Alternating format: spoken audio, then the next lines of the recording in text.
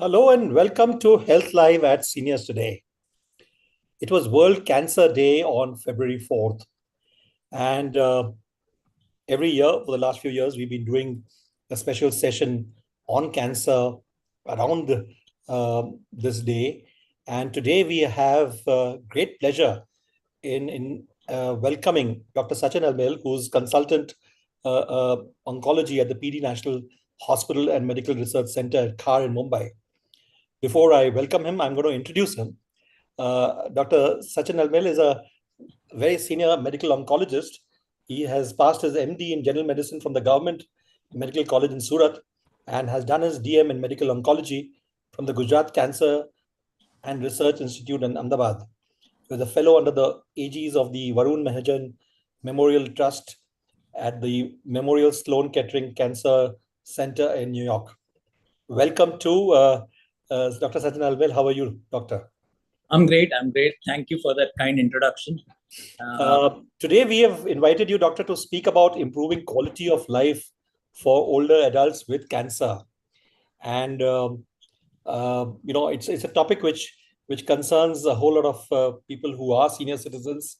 And without any further ado, I would welcome you to speak. And then to all of you here, as always, please post your questions on the chat, and I will address these questions to doctor after the session is over. Do remember this presentation is the presentation the doctor is going to be making is being recorded, and it will be there on our website on Monday evening, so you can check it at that time. And please follow the conversation, please follow the presentation, and then ask the questions. Over to you, doctor. And I'll have a colleague of mine read out the presentation, go through the presentation. So good evening, guys. It's a great pleasure for me to kind of address the general population on this very, very important aspect of cancer treatment.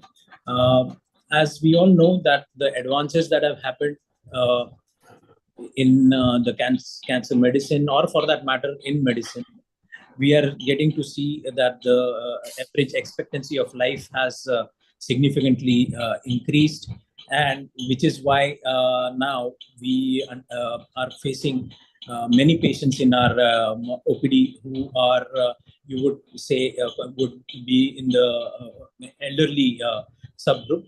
We also think that now geriatric oncology, which is addressing the needs of elderly patients, is a big branch by itself.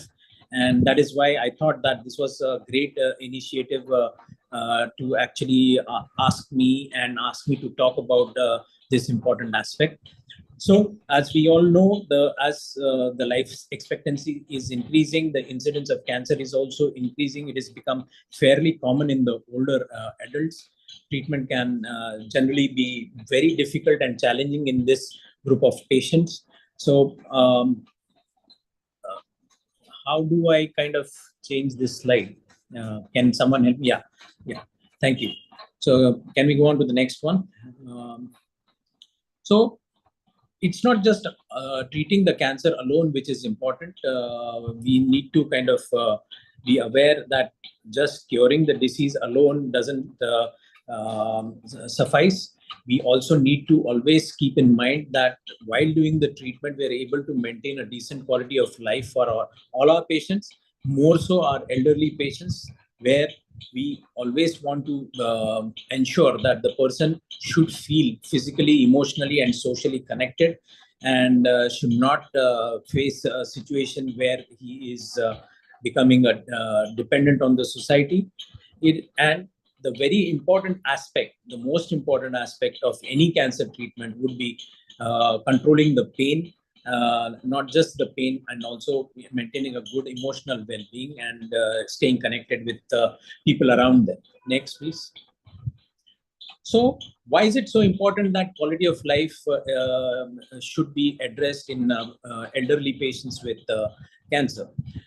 We know, again, I may sound repetitive, but adults older adults are now facing this cancer issue fairly commonly.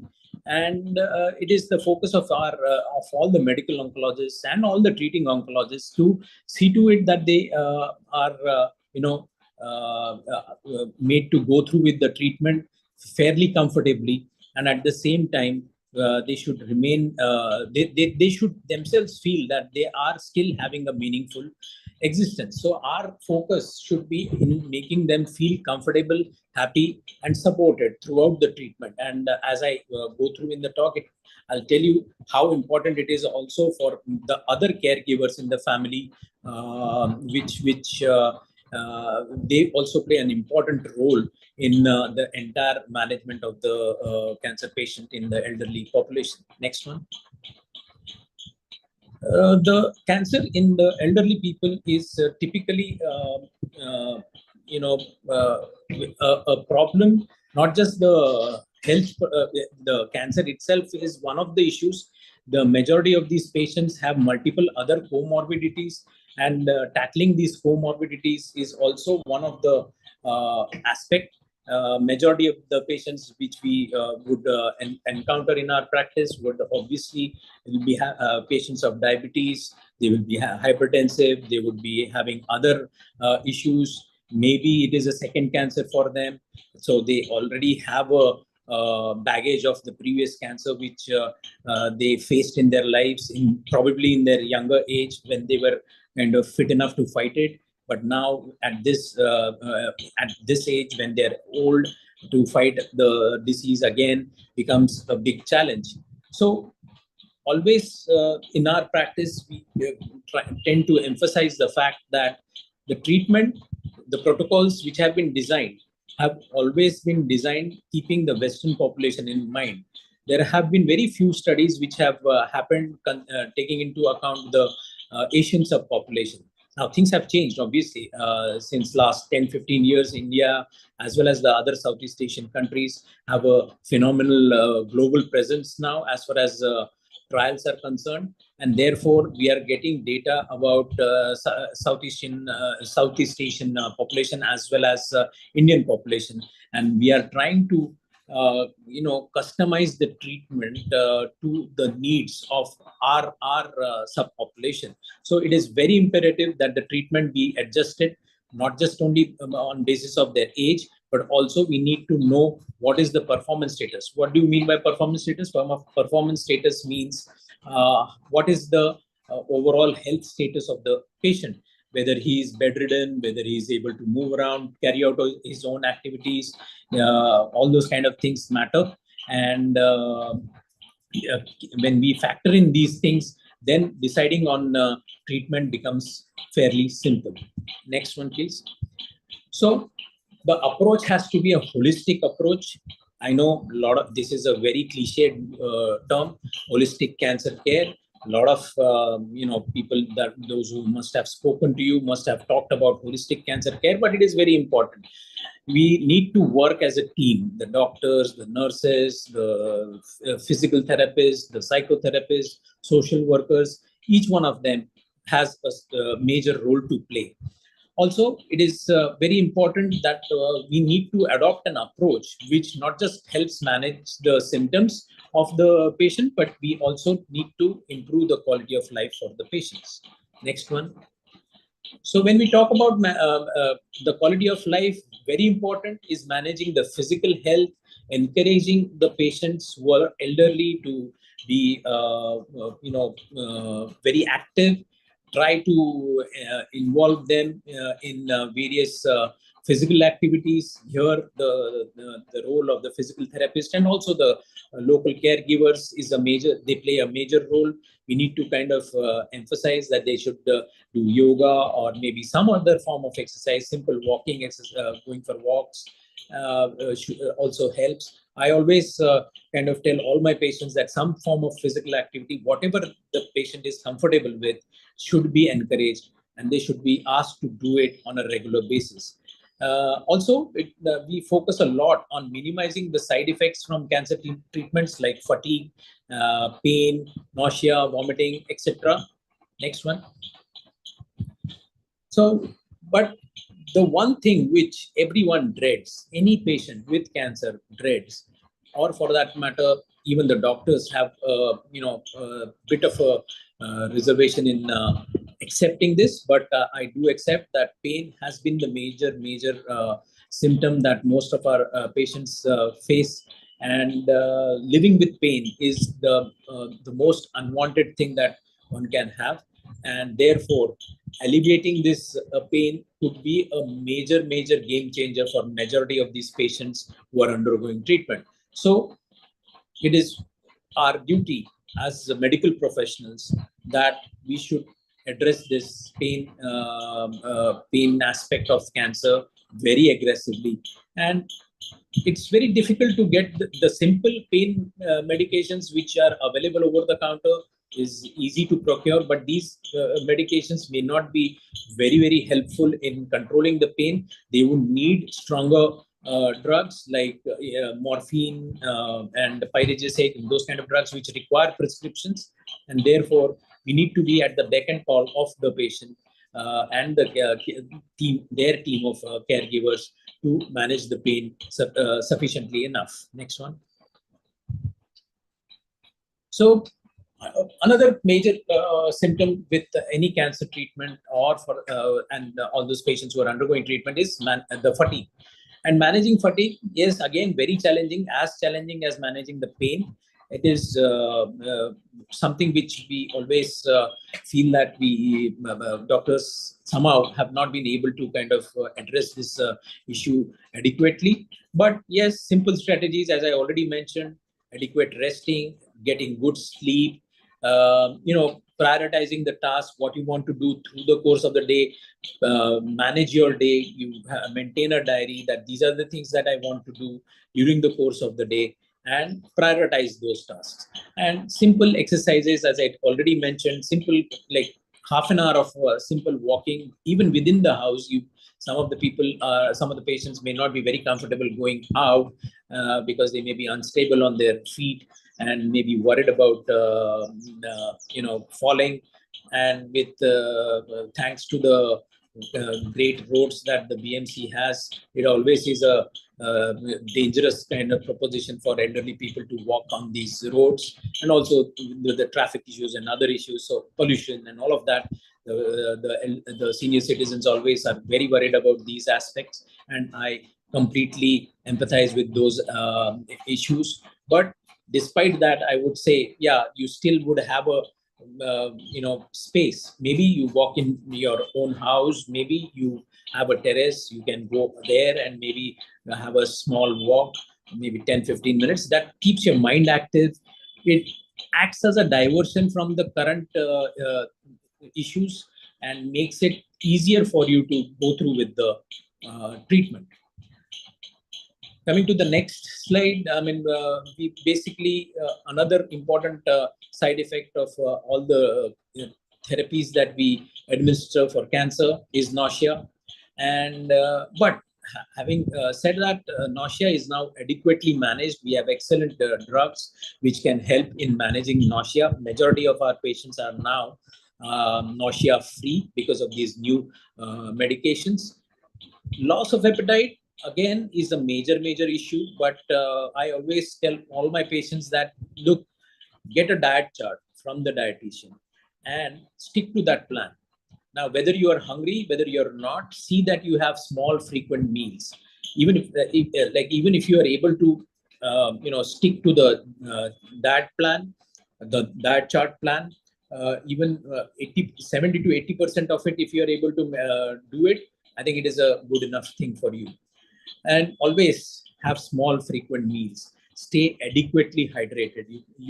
Again, this is another thing which I tell all my patients is at the beginning of the day, take a bottle of a liter of water, mix it with say maybe electrol powder or maybe Enerzal. These things are available commercially, and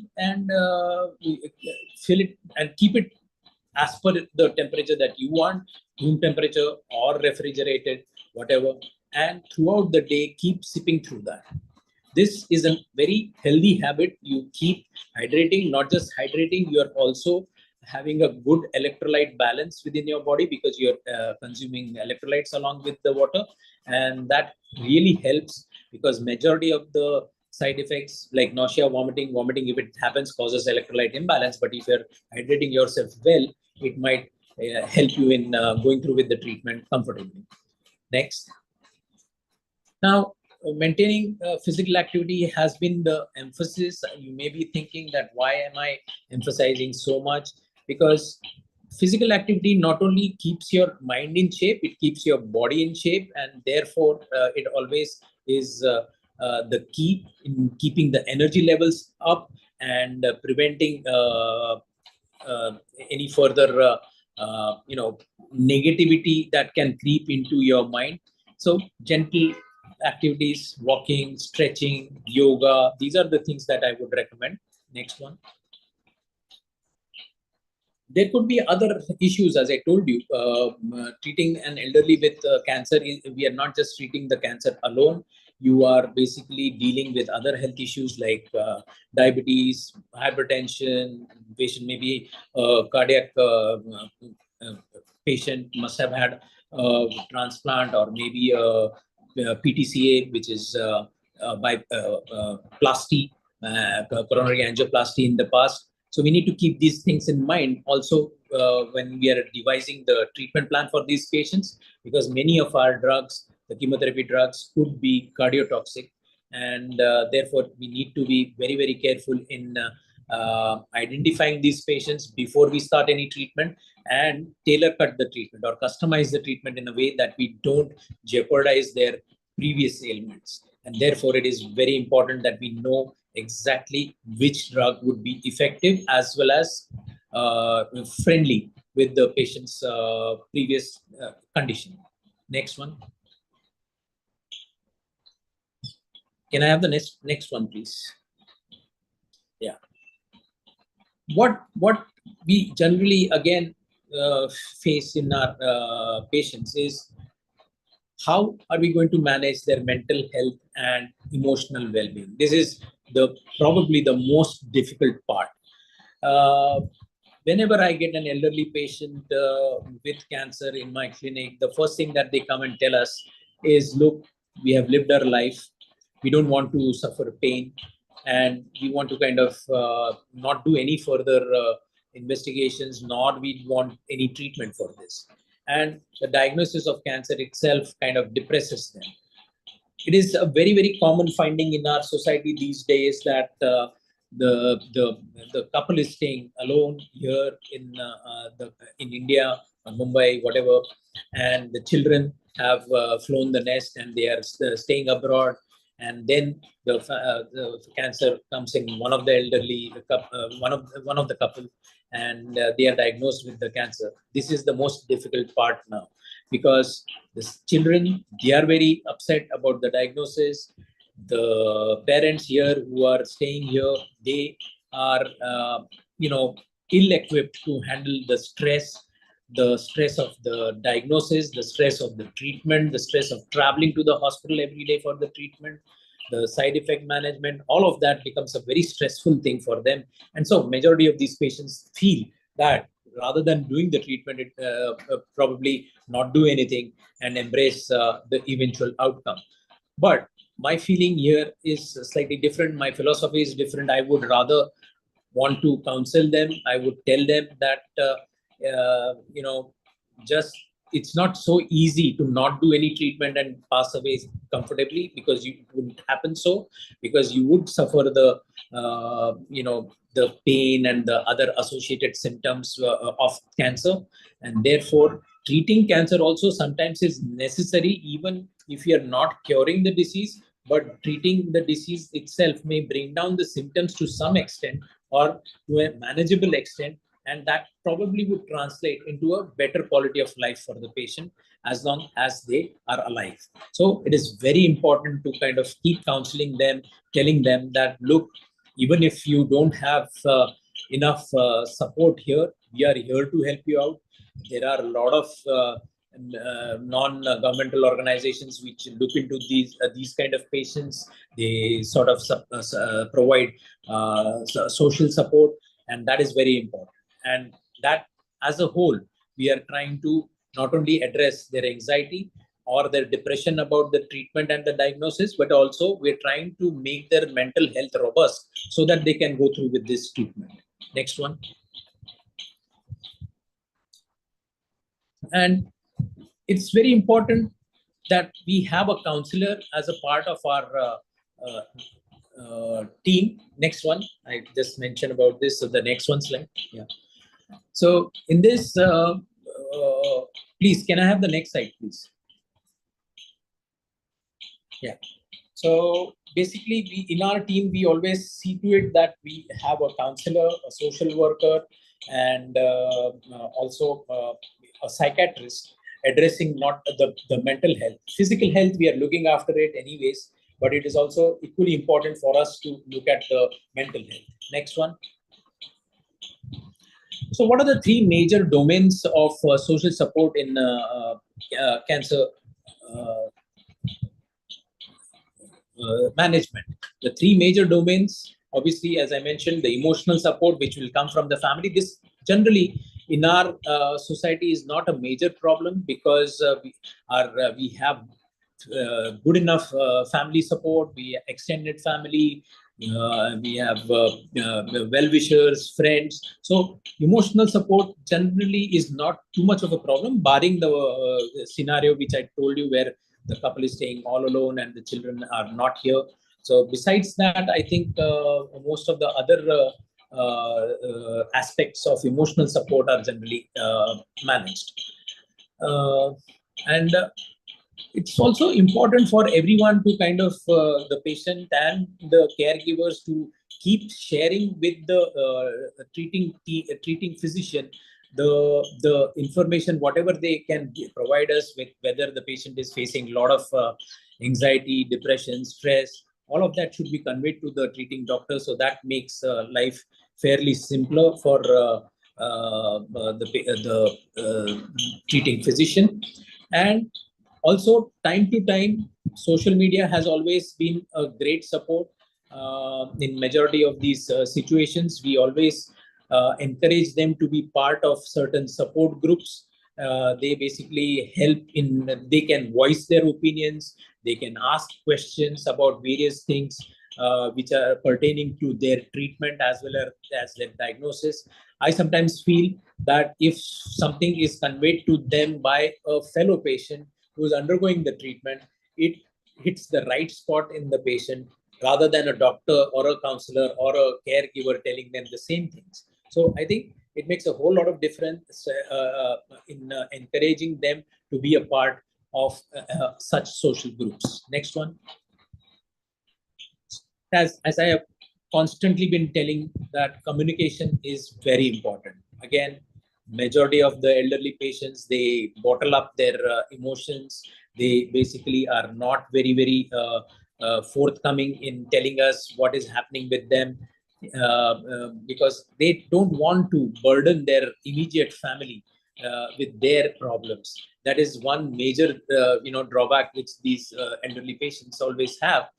But we need to get them out of it, and we need to tell them that any communication with their doctors, family and caregivers is very welcome. In fact, that helps us in, again, customizing the therapy for them. We then come to know what is actually the cause for their depression or the anxiety, and maybe we can address that. So it is very important for them to know that communicating with your physician, communicating with your family is only the way by which you can come out of your ailment. It will help in you getting better and also achieving a good quality of life. Next. So this is again which is coming up in a big way in Western world. This has always been there.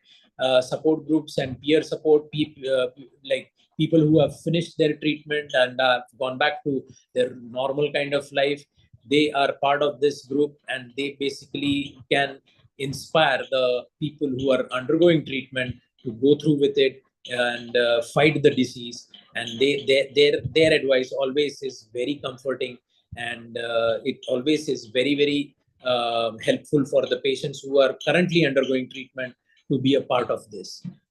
Also, as I mentioned, we also at Hinduja have these support groups. As I speak today, there is a support group program happening at Mahim Hinduja, which is we have a support group called Mehek, and which basically started off as a support group for the breast cancer patients, but now all patients are welcome to be a part of the Mehek group, and this really is a forum where people once in 6 months or once in 3 months, depending on how well they are gelling with each other, they can have a get together. We typically arrange for this get together in the hospital so that they can come and talk about their journey. Those who have finished their treatment and those who are undergoing treatment, they can sound their concerns regarding the therapy. Also, this is a place where little bit of the doctors also get some kind of input, because some of the patients then tell us that okay, the doctors have not been able to spend much time with them, have not been able to exactly explain the kind of side effect management, or have not been adequately been able to address the pain issues. So it is an eye opener for the doctors also. So we also tend to be a part of the the group, but we are not in the forefront. We probably prefer to be like the flies on the wall. We are not seen during these meetings, but we are definitely getting what the overall undercurrent is. This helps us also in a way to plan the future therapies in the patient. Next one, please. So basically, we generally talk about a lot of advances happening in the cancer treatment. I don't think that is very, very essential when you are talking about when you are dealing with patients who are elderly. For them, extending their life with a meaningful existence and a good quality of life is all that they want. Majority of them, as I told you, many of them don't want the treatment. So you need to kind of tell them that this treatment needs to be done not to cure the disease, but at least to make it as a chronic disease so that you can live with it comfortably. And also important is majority of these patients will ask the doctor, how is it going to end? I mean, would I be in severe pain? Would it be difficult for my family to manage me when the end comes? So these are the questions which they have in their mind, which probably makes them more anxious, more depressed. You need to kind of alleviate those anxious feelings by telling them, look, for everything there is a way out. For pain, you have good pain management. For support at home, there are good NGOs and a lot of palliative care consultants who are offering their services all over Mumbai. And like we have them on our speed dial, so we can always get in touch with them to sort of also they liaise between the patient and the treating physician, so things become fairly well managed, and they can be even the end part of the disease also can be taken care of in a very, very sophisticated manner, dignified manner. Next part, please. So the whole thing now changes over to how we are going to manage patients who are terminally ill. Now, there comes a time when majority of these cancer patients would, in them, the physician decides that probably there is no further treatment that can happen. Not only because the patient is not tolerating the treatment, but also because in some of the cases the disease has started progressing and is not responding to the multiple lines of treatment. When we reach that kind of a stage, we start talking to them about how one can take care, how the palliative care can be offered. Now, as I already mentioned, there are palliative care units, palliative care consultants who are moving all around in Mumbai. They do home care. home-based care. There are certain organizations which can even set up an ICU-like setup at home, and the patient can be managed in a very dignified manner at home as well. So palliative care is an important aspect of any cancer treatment, and we need to kind of keep that in mind and keep telling the patient that this, even if we reach a stage where the disease is no longer amenable to treatment, we still can make it very comfortable. The end can be fairly peaceful. So also, there are certain new centers like hospice centers which have come up in Mumbai, in and around Mumbai. Obviously, space constraint has always been the bane of Mumbai residents. So we may not have good hospice centers in Mumbai, barring the Shanti Avedna Ashram. But there are few new ones which have come up, and there are new ones which are in and around Mumbai. So these centers provide end-of-life support, and it makes the transition fairly simple, not only for the patient, but also for their families. Next one, please. Palliative care, again, can I have the next one, please? Yeah. Another important aspect which a lot of cancer patients keep asking is the tips regarding nutrition. Can I have the slide about nutrition, please? The nutrition prior to the hydration. So it's okay. So nutrition is another aspect which majority of the cancer have questions about. The simple thing that I can convey to everyone is that the easiest thing that one can think of as far as nutrition is concerned, that is keep eating well.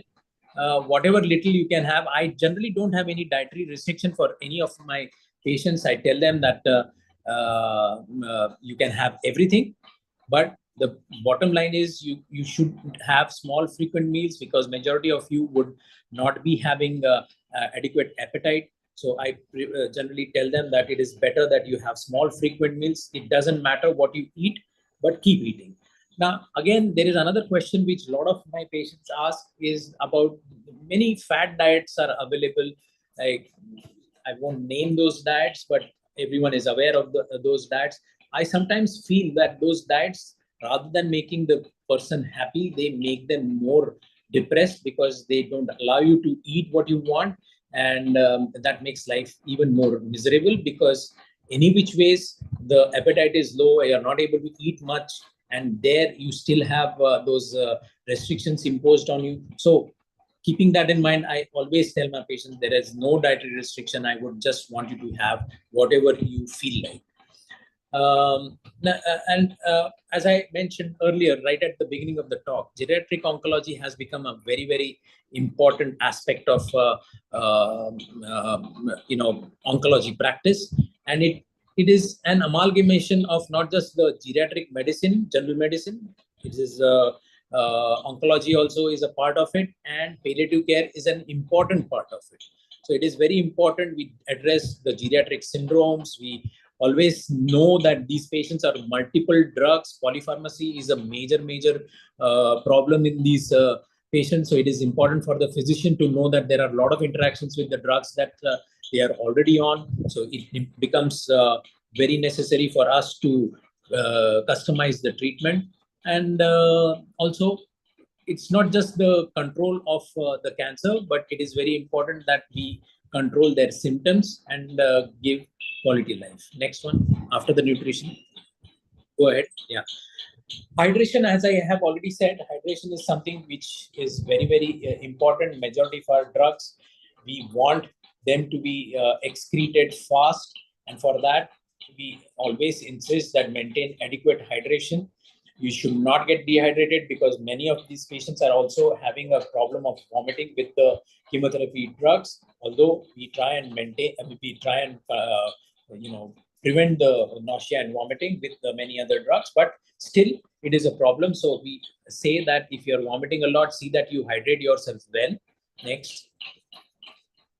And also, whatever physical changes happen in your body, you need to kind of adjust to it. Hair loss, something which is very, very important and very, very stressful for the women who are undergoing treatment. So either you kind of tell them that you need to accept this, use a scarf or a wig, or there are certain new things which have come up, like using a scalp cooling cap, which is available in majority of the treating centers. So you can use this while you're doing the treatment. That really can prevent hair loss in some small percentage of patients. But yes, a lot of our patients are asking for it now, and we fortunately, both at Khar and Mahim, we have this facility available. And most importantly, you need to tell these patients that even if you are losing hair, even if there is a loss of limb or an organ, you still need to accept that, and should be encouraged to, the caregivers and the doctors need to encourage them to face life, face people and life in a confident way, because everything boils down to how confident you are in facing these challenges and adjusting to the physical changes. Next one. Very important, sleep is very necessary. We are very liberal in using sedatives in our patients. Whenever a patient tells me that, look, I'm not getting proper sleep, I would be more than happy to kind of give them good sedatives so that they have a peaceful sleep every night, because it is vital for recovery of the body and also for a good mental well-being. Avoid caffeine, exercise, and avoid seeing screen. The screen time should be minimized before you go to sleep, because that probably interferes with your sleep pattern, and which is why this is a advice practically for all, not just people who are undergoing cancer treatment. It is an advice to everybody. If you minimize the screen time, I think that always helps in giving you good sleep. Next one. And also, like, I just happened to read one of the participant asking that question. I just happened to read that in the chat, that they were talking about other cognitive changes. Next slide, please. Coping with the cognitive changes is an important aspect. Can I have the next one, please? No, the coping. Before that, Dave. Before that, coping with the. Before this, yeah. Yeah, coping with the cognitive changes. This was the question which was asked by some participant, that yes, many of the drugs also contribute to these cognitive changes, like peripheral neuropathy is a major side effect of many of the drugs, and also memory loss. Yes, probably it is a combination of both. Aging, I think again we missed the slide. I think one, coping with cognitive changes was lost anyways. So for to cope with these cognitive changes, again, exercise, good sleep, calm environment, good emotional support from the family. These are the things which would help. Memory loss is something which obviously could be a combination of not just the drugs, but also at that age, losing memory is something which is not very, very uncommon. So these are challenges which we face, but we tend to ask them to play simple games like computer games, or solving a crossword, or trying to do a Sudoku puzzle or some such thing that keeps them active, the mentally active, and that helps in avoiding the memory loss and getting the memory better. Next one. And also, this I don't need to kind of emphasize. Many of our senior citizens are aware of this. They are very, very well connected. They know how to use the technology to stay connected, and everyone is kind of doing that. They're calling their family through video calls. They are connected to the social media, and they are Googling things about what they are undergoing. But all of this is fine to kind of keep you connected with what is happening around you. But at the same time, I think it is important for you to bring forth whatever your concerns are with your treating physician, not just rely on the social media to give you the answers. Always a person, get in touch with a person who's an expert in these areas, whose advice probably would be better than what you are getting through the social media. And also, there are multiple simple apps, applications which are available, which help you track your own therapy. They tend, like a lot of patients come and tell me that, I skipped my medicine yesterday. Is that going to create a problem and all of that? So I tell them, look, skipping the drug for a day doesn't really make a huge difference. But having said that, it should not become a habit, and which is why falling back on these apps helps, and you're able to kind of keep a track of what medication needs to be taken and at what time. Next, the most important aspect. Unfortunately, all the cancer therapies which are available, the newer ones, I would say, like the targeted therapies, the CAR T cell therapy, the immunotherapy, all of these therapies, though very, very exciting for an oncologist because they are showing excellent results, at the same time, they're extremely expensive, completely out of reach of the common man.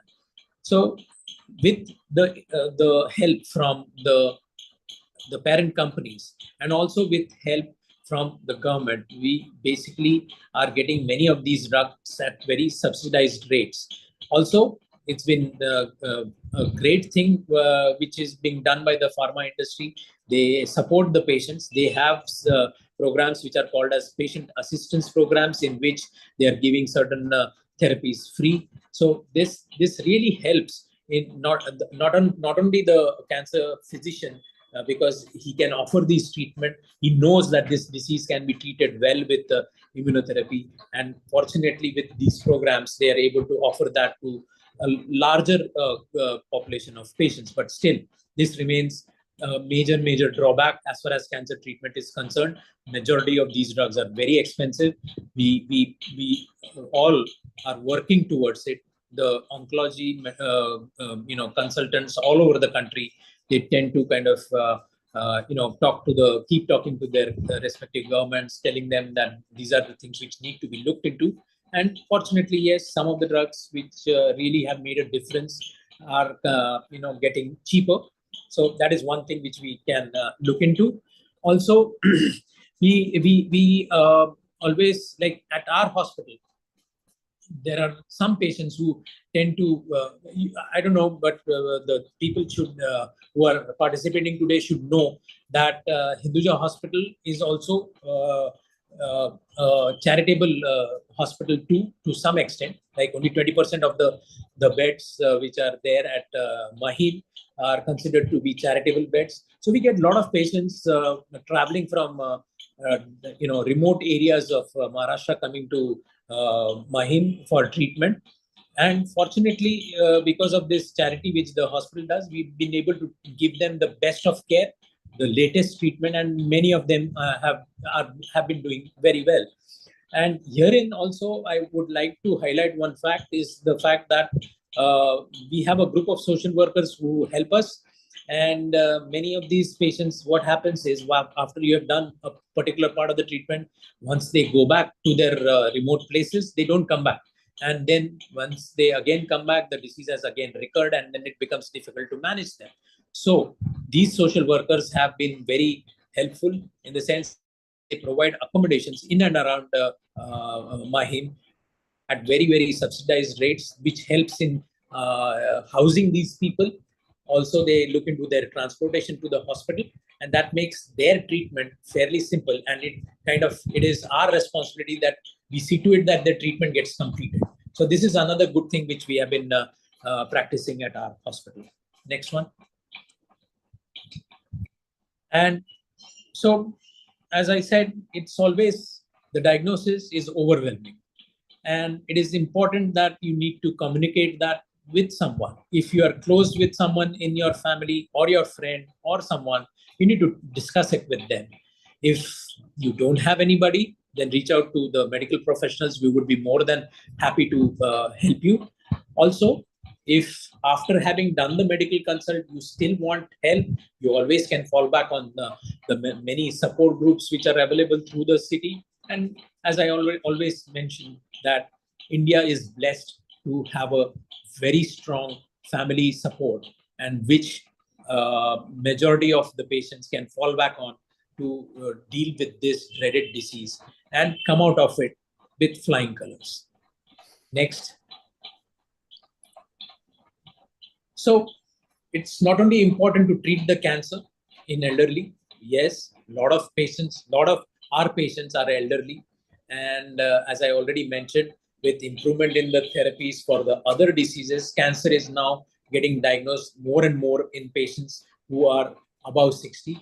And therefore, this is a major area which we are encountering in our day-to-day practice.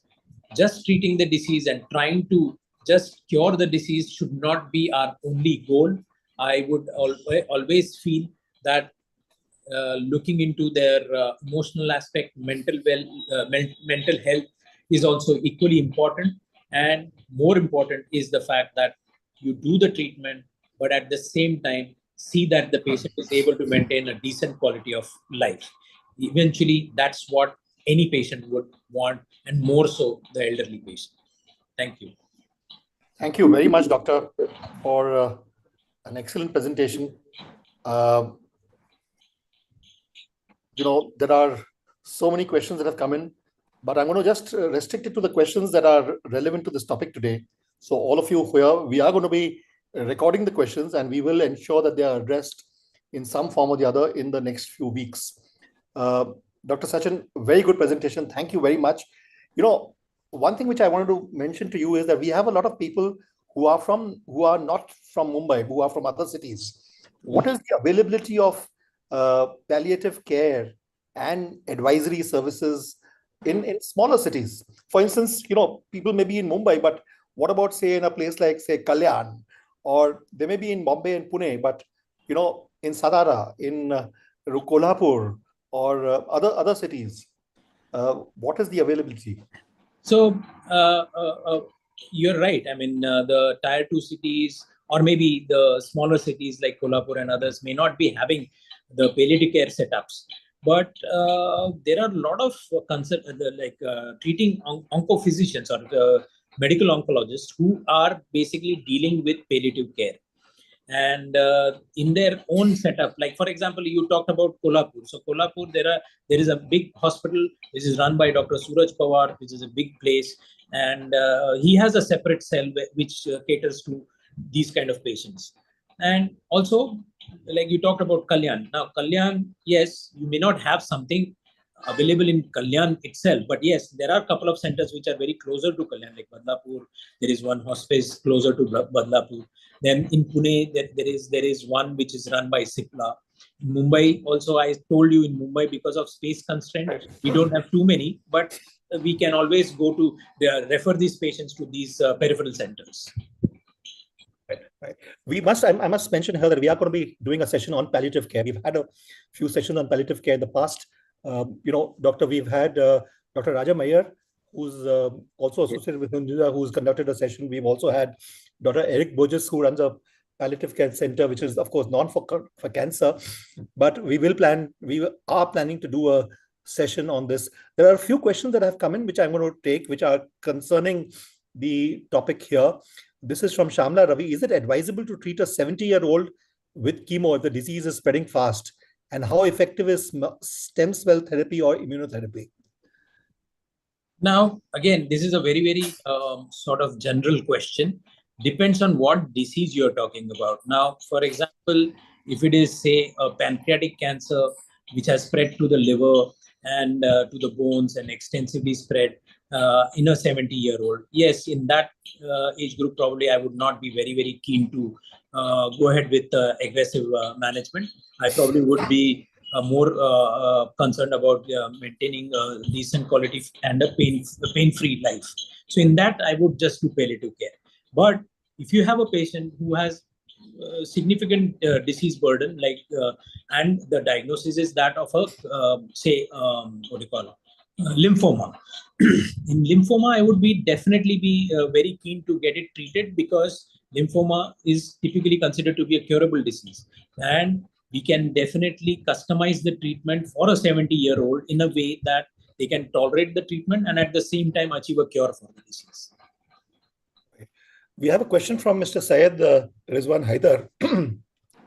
It's a very general question, but full body checkup kab karana chahiye? When should he get a full body checkup done? And I'm assuming that he doesn't have any, there are no symptoms of cancer which are there, but how does one ensure that you don't have it cancer in the body? So I think he's talking about how often or who should go for a screening program or a routine health checkup, right? Now, routine health checkup for different reasons is recommended once a year. Maybe you probably should get your cholesterols and BPs and cardiac enzymes and all of those checked. That is a different ballgame. But if you are talking about health checkups with cancer in mind, then I don't think it should be offered to everybody. Like, I would always suggest that, like, a lot of health checkup programs have, tumor markers which are done, and they do a lot of other tests which basically put the scare of cancer in you, but actually are not helping us in any big way in diagnosing a cancer. The only three or four screening programs which are kind of really helpful is getting a mammogram done for women who are more than 40 years old, maybe once in 2 years, once in 3 years for them. And those who have a very strong family history of breast cancer in them, then maybe yes, in them we probably might do it once a year. Doing a fecal occult blood test to kind of screen for colon cancer is something which we recommend only if there has been a strong family history of colon cancer in the family. And the third thing, for men, we suggest that they should start getting a PSA and a digital rectal examination done after they cross the age of 50. Again, if there is a strong suspicion of cancer in the family. But otherwise, randomly asking them to go for health checks for cancer screening is something which is not really recommended. Right. Thank you very much, Dr. Sachin, as well, for this session. I know there are quite a few questions that have come in, but as I mentioned, we will do a couple of more sessions for one on palliative care and one on some of the questions that you asked over here. Dr. Sachin, Dr. Sachin Almel, is there any last word of advice that you would like to give to our senior citizens about cancer care, and in case they do hear of themselves or somebody around them who has got cancer, what is the first word of advice that you would like to give somebody like that? So my first word of advice for everybody, not just the elderly people, but also the people in general about cancer is, cancer no longer is considered to be a death sentence. You have to understand that there are so many good treatments available. So you should always be looking at it with a different perspective. Try to understand that you can fight this disease and come out of it. There are so many success stories. So you should not just get depressed about the diagnosis. You should try and fight the disease. And together, if we fight the disease, we can conquer this disease. And there are so many new things which are coming up, which truly excites any medical oncologist, or for that matter, an oncologist, because we see that this would translate into better cures, better quality of life for all our cancer patients. On that note, thank you very much, Dr. Sachin Almel, for this session. Thank you to the team at Hinduja Hospital for facilitate this. And we will, of course, keep coming to medical oncologists like yourself for our senior citizens, for advice, for words of guidance like these on a regular basis. Thank you very much, Doctor.